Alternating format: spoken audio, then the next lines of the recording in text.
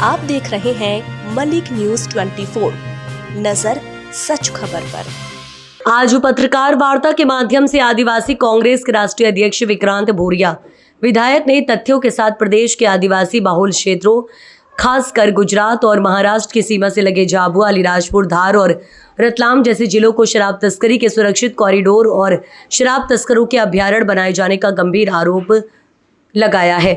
आपको बता दें कि समय समय पर बड़ी मात्रा में पकड़ी जाने वाली शराब इस बात का सबूत है कि माफियाओं द्वारा कितने बड़े पैमाने पर इस कारोबार को चलाया जा रहा है। अंदर खाने से आने वाली खोजी खबरें बता रही हैं कि मध्य प्रदेश के इस दक्षिणी पश्चिमी अंचल में माफियाओं द्वारा भारत के सबसे बड़ी शराब तस्करी सिंडिकेट का संचालन किया जा रहा है, जिसका सालाना टर्नओवर लगभग 20,000 करोड़ रुपए से भी ज्यादा है। क्या बिना राज्य सरकार, उसके नुमाइंदों, प्रशासनिक और पुलिस अधिकारियों की मिलीभगत से या संरक्षण से माफिया ऐसा कर सकते हैं? प्रदेश के आदिवासी अंचलों को भाजपा सरकार ने बना दिया है शराब तस्करों का अभ्यारण्य।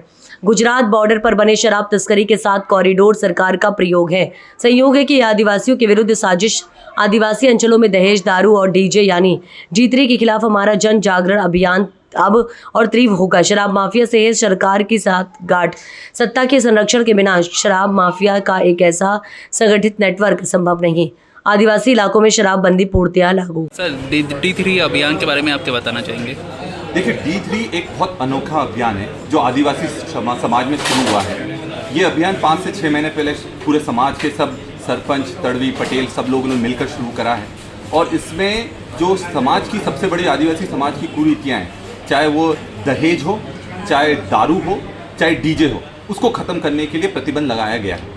और इससे इतना ज़बरदस्त परिवर्तन देखने को मिल रहा है क्योंकि अभी शादियों का सीज़न चल रहा है। इसमें झगड़े कम हो गए हैं, FIR कम हो गई है, लोगों के पास थोड़ा पैसा बच जाता है जब वो दाढ़ी कर आते हैं, और आपस में भाईचारा भी बढ़ रहा है। तो ये जो मुहिम है, इसको सबसे बड़ी चुनौती मिल रही है दारू के ठेकेदारों से। और जिस तरह से मध्य प्रदेश में एक बहुत बड़ा सिंडिकेट वेस्टर्न मध्य प्रदेश में काम कर रहा है, और झाबुआ और अलीराजपुर गरीब जिले हैं, और वहाँ पर जब पैसे उनके पास बचते नहीं है, उसके बाद 400 करोड़ के ठेके वहाँ पर जा रहे हैं। अब 400 करोड़ का, ये तो मैं आपको शासकीय आंकड़ा बता रहा हूँ, ये असली में पूरा वेस्टर्न MP का हम मिलाएंगे तो 20,000 करोड़ का खेल है, क्योंकि पूरा का पूरा शराब गुजरात सप्लाई करा जाता है। और कहीं ना कहीं झाबुआ, अलीराजपुर, रतलाम को बहुत बड़ा ठेके के रूप में ये सरकार उपयोग कर रही है। तो मेरा ये कहना है कि इस D3 मुहिम के साथ सरकार को भी आना चाहिए और सरकार को भी इसका समर्थन करना चाहिए। हम ये ज़रूर बात कर रहे हैं कि धार्मिक संस्थानों पर शराब प्रतिबंधित हो, पर आदिवासी क्षेत्रों में भी प्रतिबंधित हो, क्योंकि हमारे लोगों की स्थिति बहुत ख़राब होती जा रही है। सिर्फ महुए की शराब, क्योंकि वो पारंपरिक उसका उपयोग होता है,